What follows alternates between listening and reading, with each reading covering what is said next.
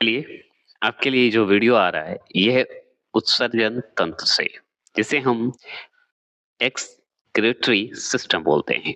Excretory system बोल दीजिए। Depend ये करता है कि जब भी एग्ज़ाम देने जाएँ, तो क्वेश्चन को अपना समझ के तैयारी कीजिए, आपका रिज़ल्ट अवश्य होगा, ये मैं बता रहा हूँ। आज के युग में जो कलयुग है, इस युग में अगर आपका मन शांत नहीं है, तो कोई भी काम शुभ नहीं हो पाता है। कितनी भी समस्याएँ हों, अंत में मन को शांत कर कर ही एग्ज़ाम दिया जाता है, ये आप जानते हैं। तो चलिए शुरू करते हैं और पॉज़िटिव रहेंगे। नेगेटिव तो हमारे जीवन का समझिए आरंभ है, अंत तब होगा जब आप खुद पॉज़िटिव होइएगा। तो पहला प्रश्न है आपके सामने कि मानव शरीर में यूरिया का निर्माण किस अंग से होता है? ये सभी एग्ज़ामों के लिए होता है, डेली हमारा रात को 10 बजे जो है ये एमसीक्यू आता है। और एक सुबह 8 बजे एमसीक्यू आता है। अगर पूछ ले किस अंग से होगा? तो यूरिया का निर्माण तो हमारा भाई यूरिया लिवर में ही है। तो यूरिया का निर्माण जो है लिवर में होता है, यकृत में होता है, ये हम जानते हैं। ऑप्शन नंबर बी जो लगाए, वो सही लगाए। अगर मैं दूसरे प्रश्न की बात करूँ, अल्कोहल। एल्कोहल भी लिखा जाता है, अल्कोहल भी लिखा जाता है। तो अल्कोहल के निराविष्करण की बात होती है। के लिए मुख्यतः कौन-सा अंग उत्तरदायी है? अगर मैं अल्कोहल पीऊँ, मान लीजिए, तो बताइए कौन-सा हमारे अंदर जो है अंग उत्तरदायी होगा, प्रभावित होगा? तो भाई अल्कोहल से लिवर ही प्रभावित होंगी, ये भी बता दीजिए। तो ऑप्शन नंबर सी जो लगाए, लिवर, वो सही लगाए। अब हम बात करेंगे तीसरे प्रश्न का। अगर इसका डिटेल जानना है तो एनसीईआरटी का वन लाइनर है, एमसीक्यू इसका बनाया हुआ है। आप जाके उस बुक का महामैराथन आप देख सकते हैं। रक्त के शुद्धिकरण की प्रक्रिया को क्या कहते हैं? तो रक्त में अगर शुद्धिकरण की जो प्रक्रिया होती है, वो होती है, उसे हम कहते हैं रक्त अपोहन कहते हैं। रक्त अपोहन कहने का मतलब कि डायलिसिस कहा जाता है। तो रक्त के शुद्धिकरण की प्रक्रिया हम जो कहेंगे वो डायलिसिस कहेंगे। आप देखे होंगे कि किडनी जब खराब होती है तो डायलिसिस पे ही लोग टिकते हैं। चलिए इस पे भाषण ज़्यादा नहीं दूँगा। मानव शरीर से सर्वाधिक विषाक्तता पदार्थ जो है कौन-सा उत्सर्जित होता है? तो मानव शरीर में जो हमारी सर्वाधिक जो विष है, विषाक्तता है, मतलब हानिकारक जो पदार्थ है, वो कौन-सा है? तो अमोनिया का नाम सुने होंगे, ऑप्शन नंबर सी अमोनिया। सी होगा। चलिए, ये भी बात सही है।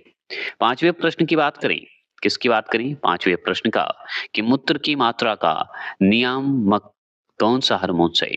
तो मूत्र की मात्रा जो होती है, बताइएगा कौन-सा जो है हार्मोन से नियामक रूप से काम करती है? रेगुलर कहिए, है ना? तो हम बताएँगे उसका नाम है एडीएच। क्या बोलिएगा? एडीएच ऑप्शन नंबर ए दिख रहा होगा, है ना? चलिए, चलेंगे उसका फुल फॉर्म बगल में दिया हुआ था। छठा प्रश्न है, एक वयस्क स्वस्थ मनुष्य द्वारा जो है प्रतिदिन कितना मूत्र उत्सर्जित किया जाता है? तो एक वयस्क जो होते हैं, वयस्क मतलब अडल्ट व्यक्ति, है ना? अडल्ट व्यक्ति, बड़े व्यक्ति, हेल्दी अडल्ट व्यक्ति की बात हो रही है। उनके द्वारा जो है प्रतिदिन कितना हम लोग जो है मूत्र यूरिन जो है उत्सर्जित करते हैं बताइए? तो हम बताएँगे 1.5 लीटर उत्सर्जित होता है। तो 1.5 लीटर उत्सर्जित किया जाता है। ऑप्शन नंबर सी दिख रहा होगा। चलिए 7वें प्रश्न की बात करेंगे। ज़्यादा प्रश्न नहीं है, 60 एमसीक्यू का सीरीज़ चल रहा है, जिसमें से आपका ये ज़्यादा सवाल नहीं है।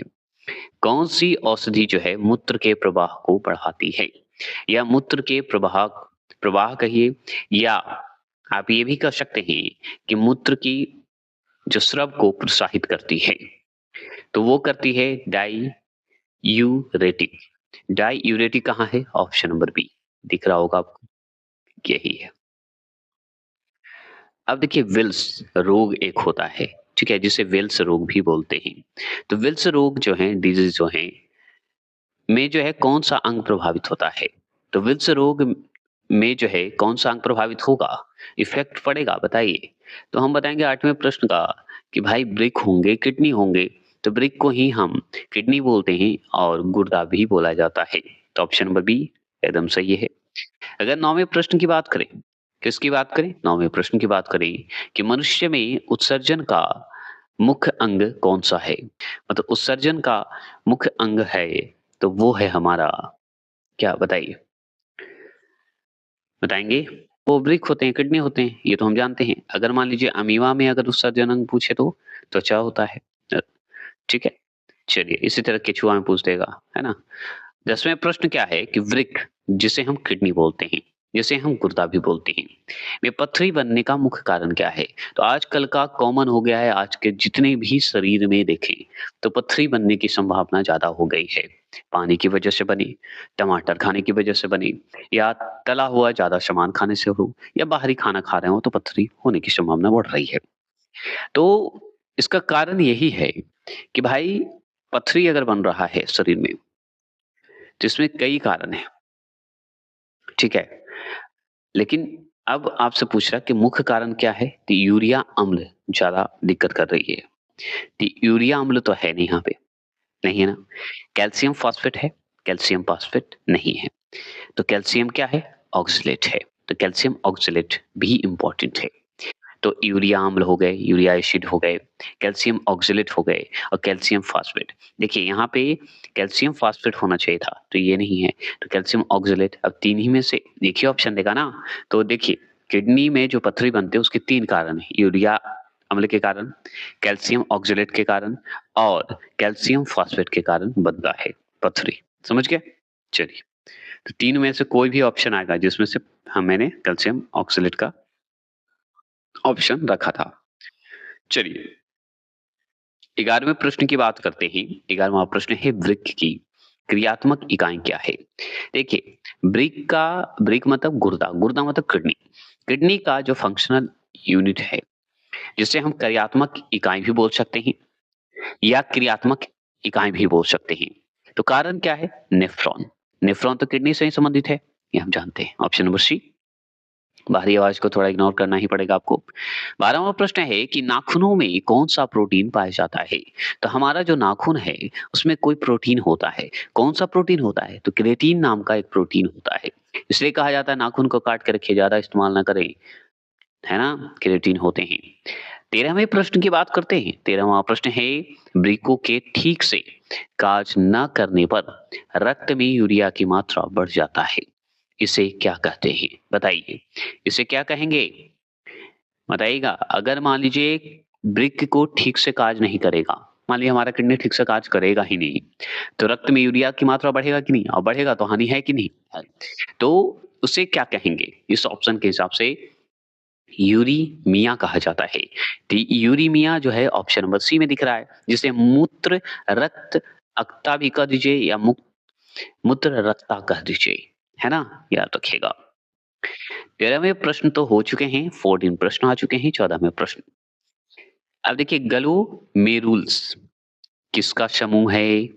तो ग्लोमेरुस जो है, ये बताइए कि किसका समूह है, किस ग्रुप का नेटवर्क का समूह है बताइए या किससे संबंधित है? तो ये हमारा जो है, ये है केशिकाएँ गुच्छा का संबंध है, ठीक है? कैपिलैरिस बोलिए, ये कैपिलर्स बोल दीजिए। तो कैसे केशिकाएँ बोला जाता है, तो ऑप्शन नंबर बी इसका होगा केशिकाएँ होगा। केशिकाएँ गुच्छा से होता है संबंधित। ऐसे इसका संबंध बता देते हैं। हेमिकार्डेट या हेमिकार्डेटा संघ के जीवों में याद रखिएगा, ये जो कोशिका गुच्छा होता है, जिसे हम ग्लोमेरुल कहते हैं, ये उत्सर्जन होता है। इसी के द्वारा उत्सर्जन होता है, ठीक है? देखेंगे 15वां प्रश्न, ठीक है? 15वां प्रश्न है कि मनुष्य में किस प्रकार का उत्सर्जन पाया जाता है?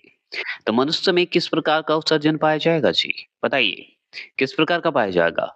तो हम बताएँगे कि भाई इरियोटेलिक उत्सर्जन पाया जाएगा। तो हाँ, ये जो ऑप्शन नंबर सी है ये सही होगा। इरियोटेलिज्म होता है, ठीक है? ऑप्शन नंबर सी आंसर आपका सही होगा। चलिए बात करते हैं 16वां प्रश्न है। 16वां प्रश्न दोनों अंतर है बी और सी में, कन्फ्यूज़ हो गए थे थोड़ा। यूरोक्रोम का निर्माण जो है किससे होता है? यूरोक्रोम का निर्माण अगर आपसे पूछ रहा है, तो बताइए किससे होगा? प्लीज़ कमेंट करेंगे 16वां प्रश्न का जवाब दीजिएगा। तो लाल रुधिर कणिकाएँ का नाम सुने हैं? लाल रुधिर कणिकाओं के हीमोग्लोबिन से होता है, मतलब आरबीसी। तो ऑप्शन नंबर बी में दिख रहा होगा हीमोग्लोबिन व आरबीसी, है ना? दिख रहा होगा। तो आरबीसी का हीमोग्लोबिन बोल सकते हैं। अगर 17वें प्रश्न की बात करें, 17वां प्रश्न है वृक्क मतलब किडनी, गुर्दा, है ना? से प्रति मिनट औसत रक्त जो प्रवाह होते हैं कितना होते हैं? तो हम बताएँगे 1 से लेके 1.2 लीटर प्रवाह होते हैं प्रति मिनट रक्त का प्रवाह होता है। अगर 18वें प्रश्न की बात करेंगे, 18वां प्रश्न है वृक्क नलिकाओं के जो हैं दूरस्थ कुंडलित भाग में मुख्यतः किसका पुनर्अवशोषण होता है? पुनर्अवशोषण होता है, बताइए या पुनरा अवशोषण भी बोल सकते हैं। बताइए प्लीज़ कमेंट करिएगा।